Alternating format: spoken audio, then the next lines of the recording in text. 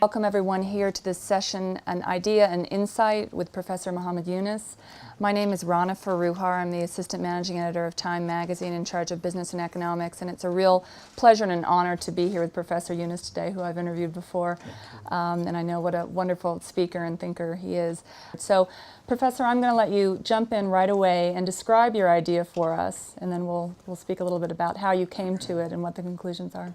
Well, I've been talking about it because of all the problems that we see in the economic world right now. It's emerging for many, many years, but now it came to a kind of peak. All the unemployment, Eurozone problem, financial crisis, energy crisis, food crisis, poverty, and all those. What I was trying to promote or explain that the existing mechanism, existing structure, and the concept that we have is not going to deliver the result, that they will somehow get over all these things and a new world will emerge. In order to new world to emerge, we need a new structure, new conceptual framework so that we can get it done. One of the suggestions I'm making, the basic problem that I see within the system, overwhelming concentration on making money. Everything that we do in the business world is focused on making money. That's what the indicator that you try to assess how successful we are. In the business world, there's nothing else.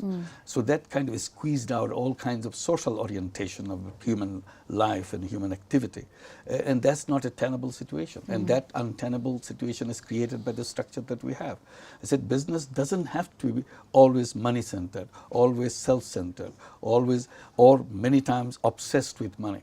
Because human beings are not always about money. Human beings is much bigger than just money-making machine. We are not robots. We are human beings. We take care of ourselves individually. At the same time, we take care of everybody else. We take care of the planet itself. And business world doesn't have that orientation. So at the moment, we can do that. We can create a different kind of business which is not money-centered, which is a solution-centered, which is a business, but is a business to solve problems in a way, sustainable way, so that the money can remain within the system and continue. I'm calling it social business. Social business is about solution of the problems, and it runs as a business, but the profit stays with the company, no dividend. So it's a non-loss, non-dividend company. To solve social problems.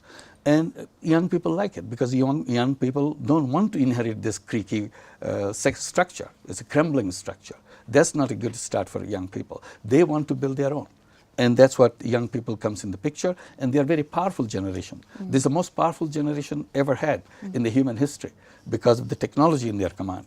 A 7-year-old has much more technological power than a 60-year-old today, right now.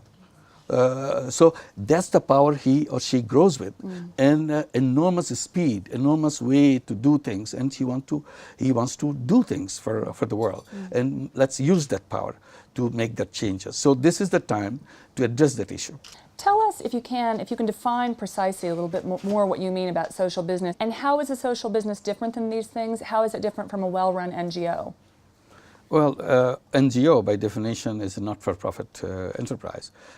When we talk about social enterprise, it's an enterprise which also makes money, dividends, and so on. It's orientation towards social goals. So we have no quarrel with any of this concept. But we are trying to position a different piece of concept. This is a concept where it's a non-dividend company. That's the distinction between social enterprise and social business. Social enterprise could provide dividend to the owners. There's no bar to it. But within social business, there's absolute bar. That this is totally 100% focused on solving problems. And all profits go back. All profit goes back to the business. company because we create, or as an investor, as a promoter, I create this to solve problems, not for making money. Tell me a little bit about how you think the current system came to be broken, because it seems like that's an important thing in informing what social business should be doing. All the crises, some of the crises came with obsession with money. We think making money is the purpose of the life. Purpose of life is not making money. Purpose of life is to make oneself happy and the rest of the world happy. But that purpose is forgotten. So we have to reinvent the purpose. what is the purpose of our life. That's what the young people are looking for. Human life is about creativity, about doing things so that it becomes a legacy. You build a legacy for yourself. That's not what we do in business.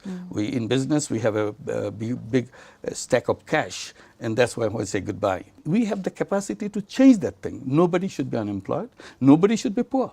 For the same reason, we are capable. Nobody should be welfare dependent. Are you getting a lot more interest in these last few months and over the last year, as there's been such a growing debate about the role of business? You know, what should business do in society? Should it be just for profit making? The Occupy movement, all of these things we've been reading in the news.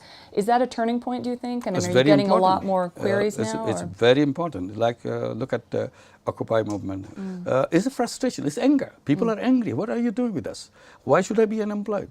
In some countries in Europe, unemployment among the youth is as high as 46%, 47%. It's a shameful thing to happen. Why the young people should go out of jobs? They are capable, they want to do things, contribute, add to the society, and that is a cutoff. So this is a kind of totally unacceptable proposition for a young person to remain unutilized with all the creative capacity. Unlike, for example, 50 years back of unemployed youth, today's unemployed youth, you are denying that capacity 100 times much more capacity than we did before. And tomorrow it will be much more capacity that we're rejecting. So we have to redesign. We said there's a kind of invisible hand will take care of it. You are wrong. We take care of ourselves, not the invisible hand. We decide where we want to go. We design how we want to live, and we'll make it happen. So listen up, Adam Smith. Yes.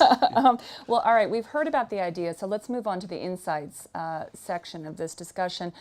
Tell us, you know, for people who would like to get involved with a social business, or for companies, multinationals, or small entrepreneurs that would like to create one, what's the roadmap? What are the steps that you see? Very simple. They can invite us. We can explain if they're looking for ideas. We can help them design. And many already have designed. Every year we hold a social business summit. Bring all the CEOs, all the universities, their students, business designers together, discuss it for over 3 days, and have a special session for the young people, a special day for the young people. This is one forum where we can discuss. And all the people who are already doing social business, they bring their merchandise, show how they do it, how they market it, what benefit it generates. So every company has a core expertise. So how do you use your core expertise to solve problems? They have enormous capacity, enormous creative capacity inside of the company.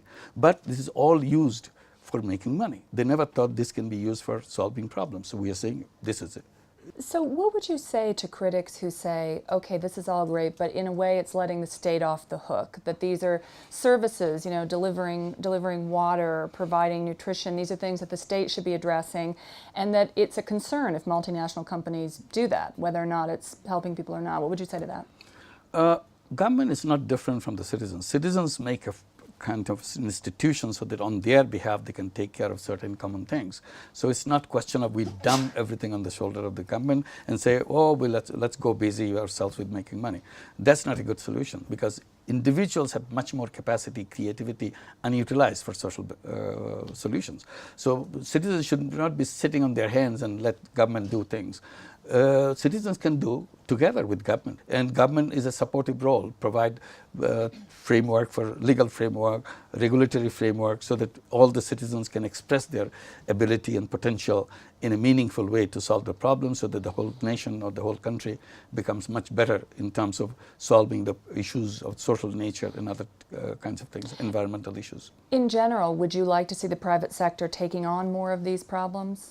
I'm saying every citizen can do that. When you talk about individuals, that's private sector, that's not government. So there are some overlap between the government and the civil society sector. I'm not using the word private sector because private sector indicates money-making sector. So I was very careful on that. I call it citizen sector. Citizen sector can do that, and citizen sector includes the private sector too. They are not different people. As an individual, as a CEO is an individual too. He lives in this country or in this planet. He has a responsibility. she has a responsibility, and why don't we use that responsibility together? You have the machine, the company, and that machine can be used to solve these problems. Where do you see the most innovation coming from geographically, for example, in terms of social business? Do you see ideas coming from developing countries because the need is greater, or are there different ways of implementing this? I would put it this way. I would say the more desperate you are, more likely that you will come up with those ideas because you are in desperate situation. If you are not desperate, you are not using your mind in that direction. So desperate situations are in poor countries, in Asia, in Africa, in Latin America, because they are desperate. So they are young people, when they become educated, because they are now globally connected young people. They are not the old kind of letter writing, pen pals, and so on and so forth. They're text messaging and Facebooks and everything else that is coming. And God knows what is coming tomorrow. Well, much faster, much easier, and so on. So they will be using the technology power to address this problem. And then we need the support who have the expertise sitting around unutilized in that direction. Going back to your own history, microfinance is obviously a great idea that came out of a developing country. What lessons have you learned from microfinance that could be applied to social business? And also looking at some of the challenges that microfinance has faced, what are the pitfalls and what lessons could be learned? One way I would say, when we did the microfinance, we kind of defied the system. Sometimes I explained what is microfinance. I said, I just look at the conventional banks, how they do it. Once I learn how they do it, I do the opposite. and it became microfinance. It's very easy. When it comes to business, the business world is a money-making business. We said, let's delink with profit, delink with dividend. We created social business. So we reversed the system. What this new model tells us about the path ahead and how to fix capitalism, which is sort of the big question. How do you think that social business can fix the problems in the current system? Why don't we design a system which will take us to the place that we want to go? A place where there will be no unemployment, a place where there will be no poverty, a place where there will be no debt, unnecessary debt, the place where our planet will be safe. After we put what is our requirement, what is our destination, then we work backwards, how to get there. That's what the system is to be. So it's fixing this one will waste of time for a while, then crash again. So this is not going to take us very far. The distance between possibles and impossibles is shrinking. Very soon, very few items left which you can call impossible. Why don't we make that list of impossible and make it possible today? Because we have the power to do that. You touched on something important about short-term thinking versus long-term thinking, and that's a big topic in business right now. How do we create more long-term thinking? How can social business help with that? Every business can have a parallel business called social business. It will improve their own performance. It will improve the morale of their own employees, excitement that yes, we not only make money, we change the quality of life of these people because we have it. We can do that. What questions should businesses that want to create a social enterprise within their companies or beside their companies ask themselves about what kind of mission they should be addressing? Where should they be putting their efforts? One of the things they can discuss, what are the problems of the world? Can we do something about any one of them in a tiny little way? Social business doesn't have to be a big mega business. It could be a tiny little business. So every business had that core expertise to address themselves. What is that we can do? Can we reduce the problem of unemployment? Every business can create business to reduce unemployment.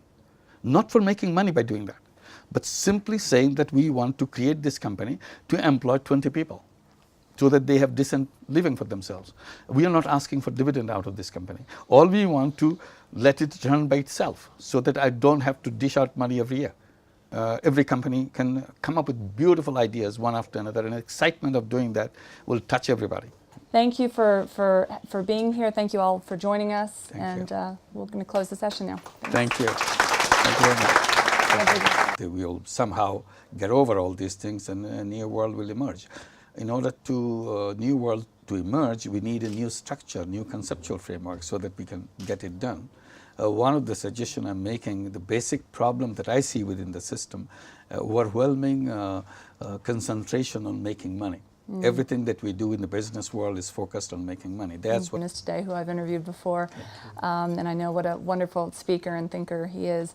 So, Professor, I'm going to let you jump in right away and describe your idea for us, and then we'll speak a little bit about how you came to it and what the conclusions are. Well, I've been talking about it because of all the problems that we see in the economic world right now. It's emerging for many, many years, but now it came to a kind of peak. All the unemployment, Eurozone problem, financial crisis, energy crisis, food crisis, poverty, and all those.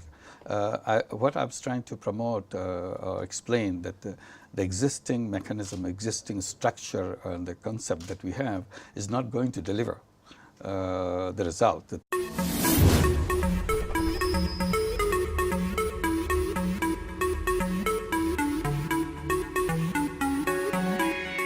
Welcome everyone here to this session, An Idea and Insight with Professor Muhammad Yunus.